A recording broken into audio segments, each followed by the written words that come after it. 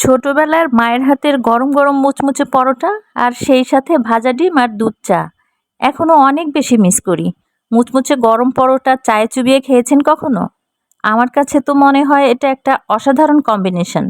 চলেন তাহলে আমার মা যেভাবে পরোটা আর দুধ চা বানাতেন আজকে সেই অথেন্টিক রেসিপিটি আপনাদের সঙ্গে শেয়ার করি। পরোটা বানানোর জন্য আমি প্রথমেই একটি মিক্সিং বোলের মধ্যে 1.5 কাপ পরিমাণ আটা নিয়ে নিয়েছি। এখানে আপনারা আটার পরিবর্তে ময়দাও ব্যবহার করতে পারবেন।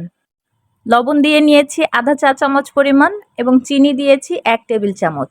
চিনিটা কেন ব্যবহার করেছি সেটা একটু পরেই বলে দিচ্ছি। তেল দিয়ে নিয়েছি 2 টেবিল চামচ পরিমাণ। এবার সবগুলো উপকরণকে হাতের সাহায্যে একটু ভালো করে ঘষে ঘষে মেখে নিতে হবে।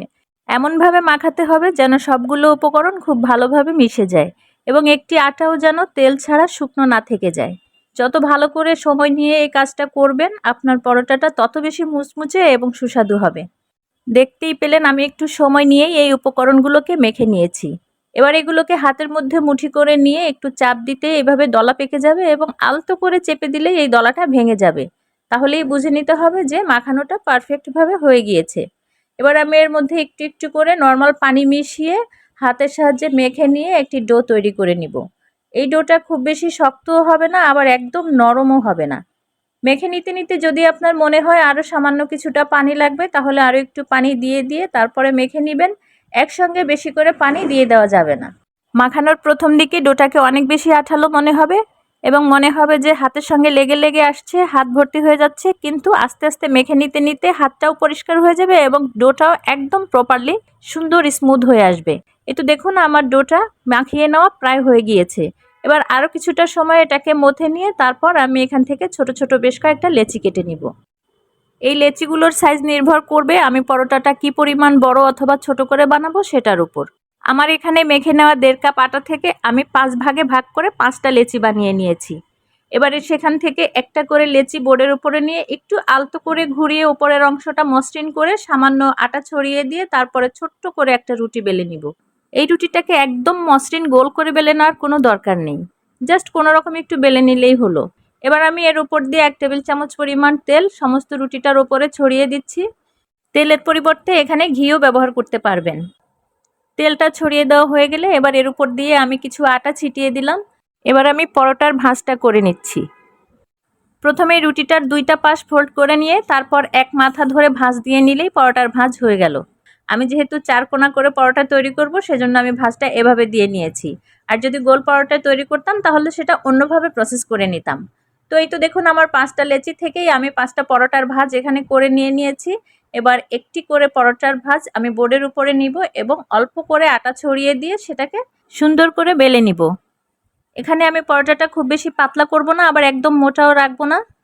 ঠিক পরোটা যেরকম হয় আর কি সেরকম করেই আমি সবগুলি পরোটা এক এক করে বেলে নিয়ে নিচ্ছি। এই ফাঁকে বলে নেই আমি শুকনো আটা মেখে নেওয়ার সময় তখন কেন 1 টেবিল চামচ পরিমাণ চিনি ব্যবহার করেছিলাম। আমার মাকে দেখতাম এই শুকনো আটা মেখে নেওয়ার সময় সামান্য চিনি ব্যবহার করতেন। তখন মাকে জিজ্ঞাসা করলে তিনি বলতেন যে এই চিনিটা দেওয়ার ফলে পরোটাটা একটু বেশি মুচমুচে হবে এবং খেতেও একটু বেশি স্বাদ হবে। তাই মায়ের সে কথার প্রেক্ষিতেই আমি পরোটা বানানোর সময় সামান্য একটু চিনি ব্যবহার করি। আমার কাছে মনে হয় আসলেই এতে করে পরোটার টেস্ট অনেক গুণ বেশি বেড়ে যায়। এই তো কথায় কথায় আমার একটি পরোটা বেলে নেওয়া হয়ে গিয়েছে। এবার এটাকে ভেজে নেওয়ার পালা। তাওয়া খুব ভালো করে গরম করে নিয়ে তারপরেই পরোটাটা দিয়ে নিয়েছি। একটা পাশ প্রায় 20 সেকেন্ডের মতো ভেজে নিয়ে যখন পরোটার উপরের কালারটা একটু চেঞ্জ হয়ে আসবে তখনই এটাকে উল্টে দিতে হবে। উল্টে দেওয়ার পর অপর পাশটাকেও কয়েক সেকেন্ড ভেজে নিয়ে তারপরেই এটার চতুর্দিক দিয়ে ঘুরিয়ে তেল দিয়ে দিতে হবে। আমি যেভাবে পরোটাটা ভেজে নিচ্ছি এইভাবে ভেজে নিলে যে কোনো পরোটাই কিন্তু অনেক বেশি মুচমুচে হয়। আপনি চাইলে তেলের পরিবর্তে ঘি দিয়েও পরোটাটা ভেজে নিতে পারেন। পরিমাণ মতো তেল অথবা ঘি দিয়ে এবার একটি হাতার সাহায্যে ঘুরিয়ে ঘুরিয়ে এবং আলতো করে চেপে চেপে পরোটাটার চতুর্পাশ খুব ভালো করে ভেজে নিতে হবে। এই পাশটা ভাজা হয়ে গিয়েছে, এবার আরও একবার উল্টে দিচ্ছি। উল্টে দিয়ে অপর পাশটাকেও তেলের মধ্যে একটু মুচমুচে করে ভেজে নিব। এ পর্যায়ে চুলার ফ্লেমটা মিডিয়াম করে রাখতে হবে, কারণ তা না হলে পরোটার উপরের অংশটা ভাজা হয়ে একদম মুচমুচে হয়ে যাবে ঠিকই, কিন্তু ভেতরের অংশটা কাঁচা থেকে যেতে পারে। এই তো দেখতেই পাচ্ছেন আমি এই পরোটার 2টা পাশই খুব সুন্দর করে গোল্ডেন ব্রাউন কালার করে ভেজে নিয়েছি। আপনি চাইলে আরও কিছুটা সময় এটাকে তাওয়ার উপরে রেখে আরও একটু মুচমুচে করেও ভেজে নিতে পারেন। আমার হাতে সময় কম থাকার কারণে আমি একটু তাড়াহুড়ো করেই করে নেওয়ার চেষ্টা করছি। এবং সেম প্রসেসেই আমি এক এক করে সবগুলো পরোটা ভেজে তুলে নিচ্ছি। আপনাদের হাতে পর্যাপ্ত সময় থাকলে আপনারা আপনাদের পছন্দের কালার আসা পর্যন্ত চুলার আঁচটা কমিয়ে রেখে খুব সুন্দর করে চেপে চেপে পরোটাগুলো ভেজে নেবেন।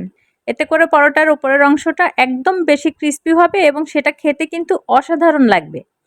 এই তো আমার সবগুলি পরোটা ভেজে নেওয়া হয়ে গিয়েছে, যদিও সবটুকু দেখানো সম্ভব হয়নি। এবার আমার মায়ের রেসিপিতে চা তৈরি করে নেওয়ার পালা। প্রথমেই আমি একটি চা তৈরির প্যানের মধ্যে 1 লিটার পরিমাণ লিকুইড দুধ নিয়ে নিয়েছি এবং তার মধ্যে দিয়ে নিচ্ছি 3 টেবিল চামচ পরিমাণ চিনি। চিনির পরিমাণটা আপনারা আপনাদের স্বাদ বুঝে বাড়িয়ে অথবা কমিয়ে দিতে পারেন। তারপর এর মধ্যে দিয়ে নিচ্ছি আমি 4 টেবিল চামচ পরিমাণ পাউডার মিল্ক। এই দুধটাকে জাল করে করে আমি প্রায় অর্ধেকটা করে নিব।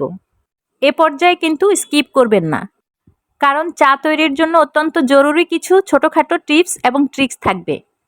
আর এই সিক্রেট টিপস এবং ট্রিক্সগুলিও কিন্তু আমার মায়ের কাছ থেকেই শেখা। দেখুন দুধটা বলক চলে আসার পর আমি একটি চামচের সাহায্যে এগুলোকে উপরের দিকে তুলে তুলে আবার নিচে ছেড়ে দিচ্ছি।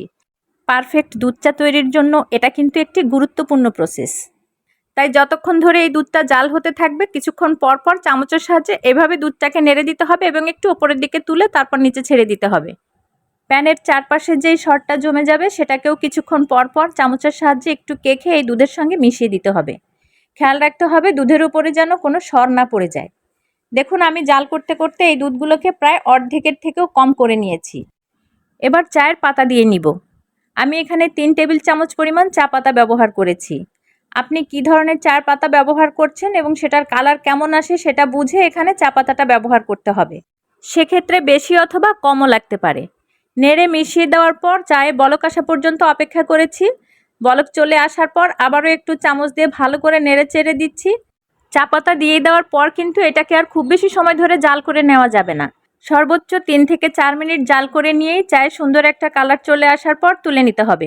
কারণ চা পাতা দিয়ে দেওয়ার পর একটু বেশি সময় ধরে জাল করতে গেলে চায়ের পাতাগুলো গলে যাবে এবং তাতে করে চায়ের কালারটাও নষ্ট হবে এবং চা থেকে খুব বাজে একটা স্মেল তৈরি হবে, যার কারণে চায়ের যে অরিজিনাল ফ্লেভার সেটা নষ্ট হয়ে যাবে আর সেই চা খেতেও একদমই ভালো লাগবে না। তো চা তৈরি হতে হতে আমি ডিমটাও ভেজে নিয়েছি। এবার চাটা ছেঁকে একটি কাপে নিয়ে নিচ্ছি এবং সেই সঙ্গে আপনাদের সাথে আরও একটি সিক্রেট শেয়ার করছি।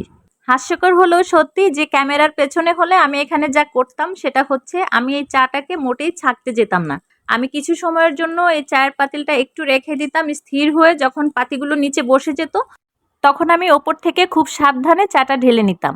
আমার ধারণা এতে করে চায়ের ঘনত্বটা ঠিকঠাক থাকে আর ছেঁকে নিতে গেলে কিছুটা হলেও চায়ের ঘনত্ব কমে যায়। এবার কিন্তু আমার মায়ের রেসিপিতে তৈরি মুচমুচে গরম গরম ভাজা পরোটা, ডিম ভাজা আর সাথে দুধ চা একদমই রেডি। আর এটা তৈরি হয়ে যাওয়ার পর কিন্তু নিজেকে আর সামলে রাখা যায় না। আমি তো আগেই বলে নিয়েছি, বাসায় তৈরি করা গরম গরম পরোটা আর দুধ চা আমার মতে এটা একটা অসাধারণ কম্বিনেশন। আপনারাও কিন্তু এভাবে ঘরে তৈরি করা পরোটা দুধ চায়ে চুবিয়ে খেয়ে দেখতে পারেন। আমি নিশ্চিত এটার ফ্যান হয়ে যাবেন। যাই হোক, আমার আজকের ভিডিওটি যদি আপনাদের কাছে একটুও ভালো লেগে থাকে তাহলে প্লিজ আমার চ্যানেলটি সাবস্ক্রাইব করবেন। আর সবাই অনেক অনেক ভালো থাকবেন। আল্লাহ হাফেজ।